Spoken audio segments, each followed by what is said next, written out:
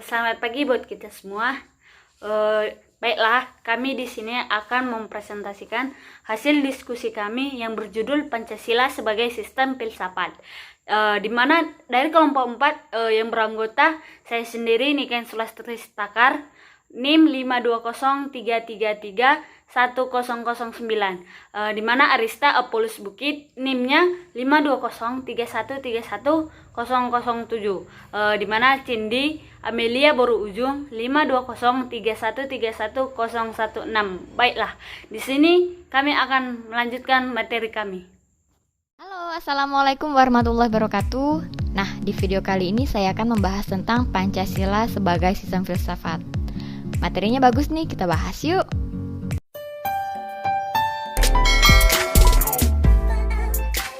Secara harfiah, filosofia itu berarti mencintai kebijaksanaan.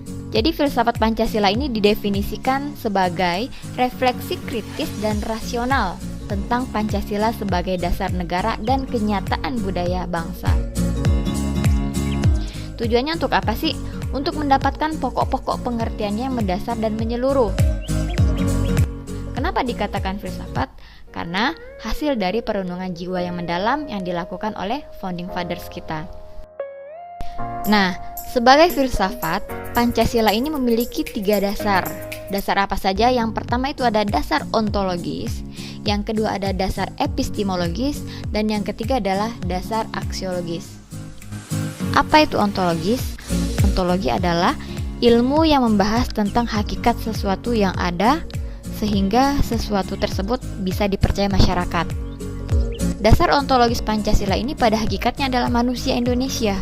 Jadi manusia Indonesia ini memiliki hakikat mutlak atau monopluralis, yaitu bertuhan kepada Tuhan yang esa tapi beragam agamanya. Jadi ciri-ciri dasar dalam setiap sila Pancasila ini sudah sangat jelas, di mana mencerminkan sifat-sifat dasar manusia Indonesia yang bersifat dwitunggal, raga dan jiwa, jasmani dan rohani, sebagai makhluk individu dan makhluk sosial, dan juga sebagai makhluk pribadi dan sebagai makhluk Tuhan.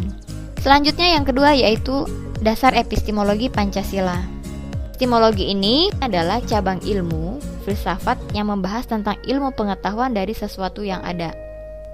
Nah, sementara untuk epistemologi Pancasila ini terkait dari sumber dasar pengetahuan Pancasila, yang mana keberadaan Pancasila ini dibangun sebagai penyederhanaan terhadap realita yang ada dalam masyarakat bangsa Indonesia. Realita yang ada dalam masyarakat bangsa Indonesia itu adalah lingkungan yang heterogen, kemudian multikultur, ada juga multi etnik. Kemudian dari situ digalilah nilai-nilai yang memiliki kemiripan dan kesamaan untuk memecahkan masalah masyarakat bangsa Indonesia.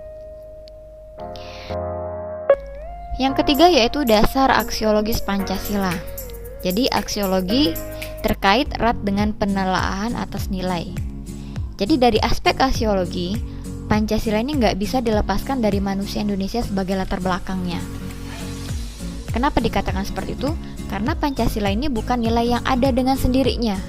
Given value itu bukan. Jadi Pancasila adalah created value yang memang diciptakan oleh manusia Indonesia. Pada Pancasila itu mengandung nilai baik intrinsik dan juga ekstrinsik.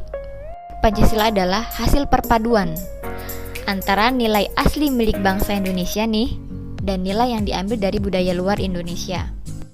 Pak Soekarno menyatakan bahwa Pancasila merupakan filsafat asli Indonesia karena diambil dari budaya dan tradisi Indonesia dan akulturasi budaya India atau Hindu-Buddha, kemudian budaya Barat, Kristen, budaya Arab atau Islam. Jadi, kekhasan nilai yang melekat pada Pancasila ini sebagai nilai intrinsik ini terletak pada diakuinya nilai-nilai ketuhanan, kemanusiaan, persatuan, kerakyatan, dan keadilan sosial ini sebagai satu kesatuan. Yang mana kekhasan ini membedakan Indonesia dengan negara yang lain.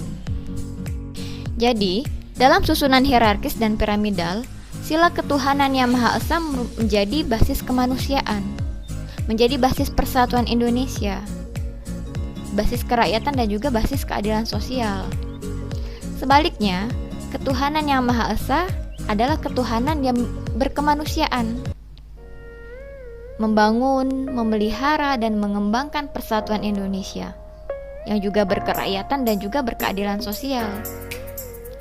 Demikian selanjutnya, sehingga apa? Sehingga tiap-tiap sila di dalamnya mengandung sila-sila lainnya.